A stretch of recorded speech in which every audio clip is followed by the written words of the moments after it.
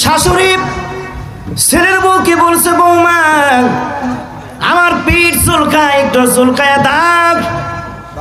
বৌমা শাশুড়ির পিঠের পিছনে দাঁড়ায় গেছে, পিঠটা চুলকায়া দিবে। বাস্তব ঘটনা বলছি, পিঠ চুলকায়া দিবে, কিন্তু দুঃখের ব্যাপার যতবার চেষ্টা করে পিঠে হাত যায় না, ওদিকে চুলকানিও বেড়ে যাচ্ছে, বড় তীব্র চুলকায়। শাশুড়ি বলে, বৌমা হাত লাগাইতে এত সময় লাগেনি।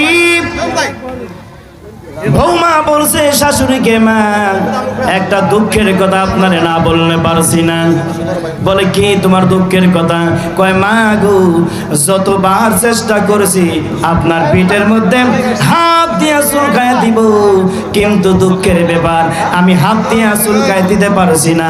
হাত আপনার পিঠে উঠে না, পিঠে উঠে না, পিঠে উঠে না। কয়, কেন উঠে না? চেষ্টা করো। শাশুড়ি বলছে, চেষ্টা করো।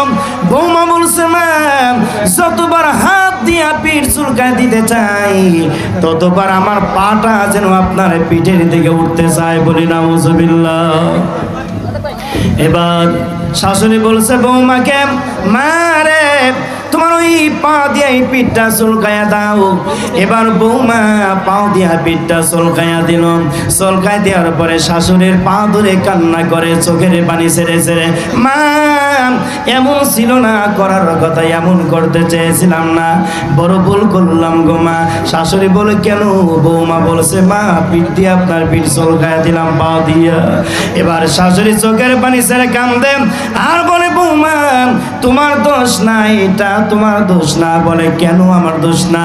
আমি তো পা দিয়া পিঠ চুলকায় দিলাম। শাশুড়ি বলে, মা রে আমার শাশুড়ি ছিল আমার পিঠ চুলকায় দিতে বলছে, আমি বড় ঘৃণা করে শাশুড়িকে ঘৃণা করে দোস্ত মনে করে পা দিয়া আমার শাশুড়ির পিঠ চুলকে দিয়েছি।